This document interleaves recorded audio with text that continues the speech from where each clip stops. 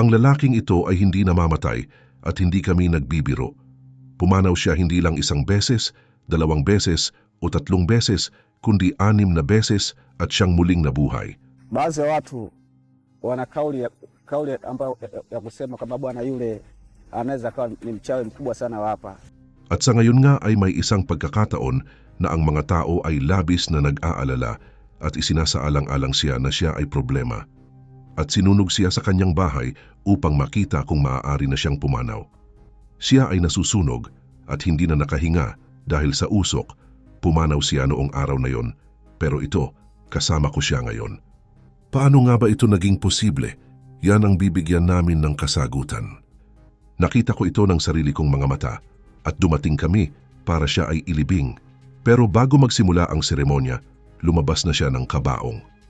Hindi lang ito ang tanging pagkakataon dahil pagkatapos nito ay nagpatuloy siyang nagbigay ng confusion dahil may iba pang pagkakataon na siya ay pumanaw at muling nabuhay. Mula sa malubhang aksidente, sakit at iba pang insidente. Ang taong ito ay pumanaw at maraming beses at sa tuwing nagtitipon ng kanyang pamilya at mga kaibigan para sa kanyang libing, sa araw na yon siya ay muling babangon. Ayon sa kanya, ang kanyang buhay ay magpapatuloy. Pero pakiramdam ko may mali sa aking buhay. Sa tuwing ako ay papanaw at bumabalik ay kakaiba ang aking pakiramdam. At dahil sa maraming mga mangkukulam sa lugar namin, nagsimula na akong tratuhin ng mga tao na parang isa akong mangkukulam. Siya ba ay immortal o may anumang espesyal na kapangyarihan at paano nga ba siya tinatrato ng mga tao? Ang pangalan niya ay Ismael Azizi, 40 taong gulang at nakatira sa Ukerewe, Tanzania, kung saan siya ipinanganak. Siya ay ipinanganak na may mga kapatid subalit sa ngayon siya ay mag-isa at walang asawa o anak dahil sa paghihirap na kanyang nararanasan. Hindi siya lumaki sa isang mayamang pamilya at hindi siya nakapagpatuloy ng karagdagang pag-aaral na nakakaapekto sa kanyang mga pagkakataong yumaman o paggamit ng isang bagay na espesyal. At sa kabila ng kanyang mga pangarap na yumaman, ito ay naging imposible dahil sa kanyang nararanasan.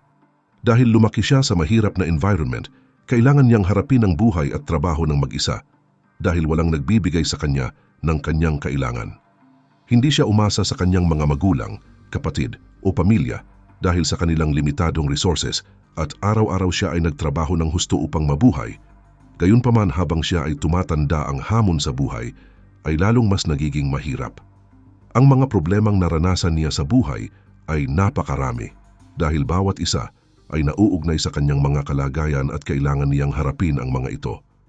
At upang makita natin siyang buhay pa sa ngayon, mayroong isang oras na siya ay nasa trabaho at nagkaroon ng napakatinding pinsala. Akala ng lahat ng nakakita ako ay wala na. Dinala nila ako sa ospital sa kritikal na kondisyon at pagdating namin sa ospital, sinabi ng mga doktor sa kanyang pamilya at kaibigan na siya ay wala na. Ayon sa kanya tinanggap na ng mga kapatid ko at iba pang malalapit na miyembro ng pamilya na nawala ako sa aksidente. Dinala nila ako sa morgue at hindi ko naramdaman ang nangyayari noong una pero nagising ulit ako na sobrang lamig at buti na lang at hindi nakasara ang morgue at isa itong lugar kung saan nakahimlay ang mga tao. Hindi ako nakakulong sa box mag-isa at nang tumayo ako at naglakad nakita ko ang lahat na nakatingin sa akin dahil sa gulat. Hindi nagtagal ay dumating ang aking pamilya upang sunduin ako at ihatid ako pa uwi. Ito ay nakakagulat na balita na makita ang isang pumanaw na tao ay nabuhay muli. Isang bagay kadalasan naririnig lang natin sa mga libro. Subalit sa kabilang banda, masaya ang kanyang pamilya na siya ay buhay ulit subalit sa kabilang banda ay nakakalito at nagdulot ng malaking takot sa mga taong alam ang tungkol sa kanyang libing na noon pa man ay pinaghandaan. Pagdating namin sa bahay marami akong nakitang tao pero nung nakita nila ako agad silang tumakbo palayo. Sinimulan na nila ang mga ritual sa paglilibing dahil tinanggap na ng bawat isa na ako ay wala na. Nagsimulang isipin ng mga tao na isa akong multo. Kaya naman karamihan sa kanila ay nagsitakbuhan kaagad nang ako ay kanilang makita.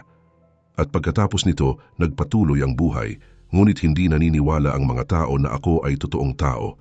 Sa halip, akala nilang lahat ako ay multo at may mga natatakot pa sa akin dahil sa mga pinagdaanan ko hanggang sa araw na iyon. Sa paglipas ng mga araw, ang mga problema ay patuloy na dumarating sa kanya at bawat isa ay nagdadala ng bagong hamon at lumilikha ng kalituhan at takot sa mga nakapaligid sa kanya.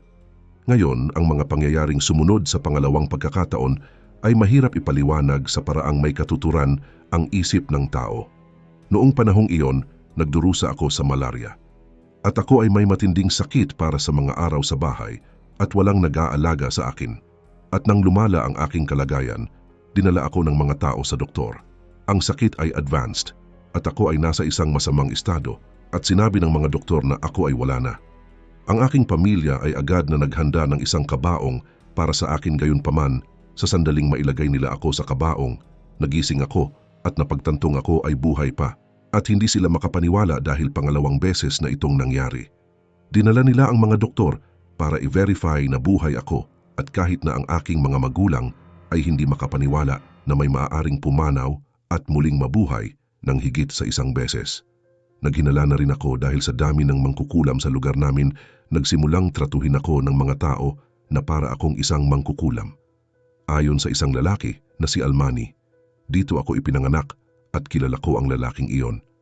Nakakatakot ang mga karanasan niya kaya ako mismo ang natatakot din sa kanya. Hindi kasinungalingan ang narinig mo dahil nakita ko ito ng sarili kong mga mata. Dumating kami para ilibing siya, ngunit bago magsimula ang seremonya, siya ay lumabas sa kabaong. Lahat ng nandoon ay agad na nagtakbuhan dahil nakakatakot na makitang nabuhay muli ang isang taong kilala mong pumanaw. Hindi lang din ito ang pagkakataon, dahil pagkatapos nun, nagpatuloy siyang magbigay ng confusion dahil may iba pang pagkakataon na siya ay pumanaw at muling nabuhay. Sa pangatlong pagkakataon, siya ay nasa biyahe ng tumama ang kanilang sinasakyan sa isa pa na may dalang gasolina at siya ay napunta sa koma. Nangyari ito sa iba't ibang ospital at maging ang mga doktor ay nagsimulang matakot dahil ilang beses na nila akong nakita. Sinimulan nila akong tratuhin na para akong isang mangkukulam at nang umuwi ako at nagpatuloy sa buhay, ako ay mag-isa na lamang dahil ang aking pamilya ay malayo. Kasunod nga nito. Nang sumunod na taon, habang ako ay nagsasaka, ako ay nakagat ng ahas at dahil walang tumulong sa akin, nagpunta ako sa doktor at sa huli nga ako ay idineklarang wala na. At pagkakataong ito ay bumalik ang aking pamilya dahil 3 araw akong nasa morgue na mas mahaba kaysa noong mga una. Sa pagkakataong ito, maraming tao kasama ang kanyang pamilya ang naniniwala na siya talaga ay wala na.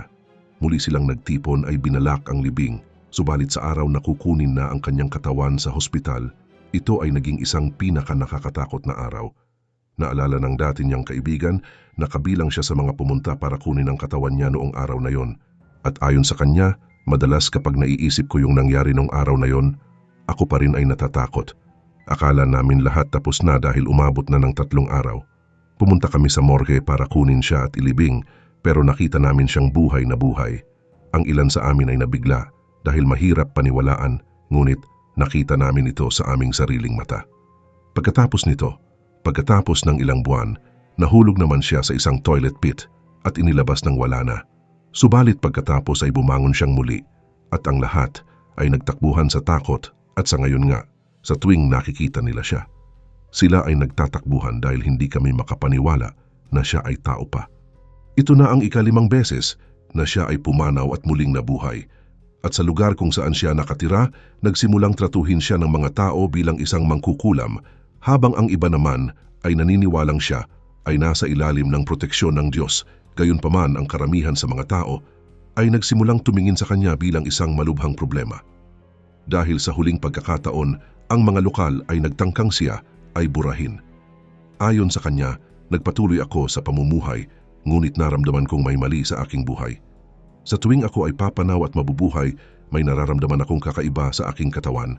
Dumating din ang mga tao sa aking bahay na nagsasabing isa akong dakilang mangkukulam sa aming lugar at sinunog nila ang aking bahay at nakulong ako sa loob at walang paraan para makatakas at nilamon na ako ng usok at kahit ako ay tinulungan ng iba, nakita nila ako na wala na. Muli akong nagising sa morgue sa hospital at sa oras na ito ang aking mga kapatid at iba pa ay nagsimulang magsabi na ako ay hindi ordinaryong tao at hindi kayang pumanaw maliban kung naisin ng Diyos. Sa ngayon, siya ay namumuhay ng nag-iisa at ginagawa ang lahat ng posible upang mabuhay sa isang maliit na lumang bahay na walang kapitbahay o sinuman sa paligid. Inaalagaan niya ang kanyang sarili at ginagawa ang lahat ng gawaing bahay ng mag-isa ng walang tulong mula sa mga kamag-anak o kaibigan. Bawat araw ay isang pakikibaka, ngunit nagagawa niyang magpatuloy sa kabila ng isolasyon at paghihirap. Subalit problema ba talaga ng iba ang inaakalang immortalidad ng lalaking ito o ito ay perception sa isipan ng mga nakapaligid sa kanya? Marunong siyang makisama sa mga tao at hindi pa namin narinig na may ginagawa siyang masama. Kinatatakutan siya ng mga tao dahil sa nangyari pero hindi siya masamang tao sa lipunan. Sa palagay ko ay hindi magbabago ang ugali ng mga tao dahil nakakatakot mamuhay kasama ang isang taong 6 na beses ng pumanaw at nabuhay. Gayunpaman ay hindi masamang tao si Ismael. Ang mga problemang kinakaharap niya lang ang nagiging dahilan ng pag-iingat ng mga tao. Ayon sa kanya, isa lang ang aking masasabi. Hindi ako nagsisisi na naging ganito ako, pero nag-aalala ako na hindi ako pumapanaw dahil sa tuwing papanaw ako, ako ay muling mabubuhay. Hindi na ako nag-e-enjoy na mamuhay ng ganito dahil hindi ako nabibigyan ng pagkakataon tulad ng iba. Takot sa akin ang mga tao, kaya hindi ako makakuha ng trabaho o kumita ng pera. Itinuturing kong biyaya ng Diyos ang pumanaw at muling mabuhay. Sa isang banda, hindi ako isang espesyal na nilalang na immune sa kamatayan, ngunit ito ay isang regalo mula sa Diyos.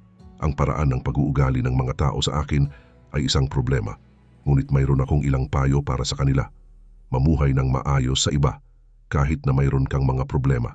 Unahin mo ang Diyos at huwag mong saktan ang mga nasa paligid mo dahil minsan ang mga nangyayari ay hindi nila kontrolado. Sa kabila ng kanyang hindi kapani-paniwala at nakakatakot na mga karanasan, ay nanatili siyang mabait at magiliw na tao. Lahat tayo ay natatangi sa ating sariling mga paraan.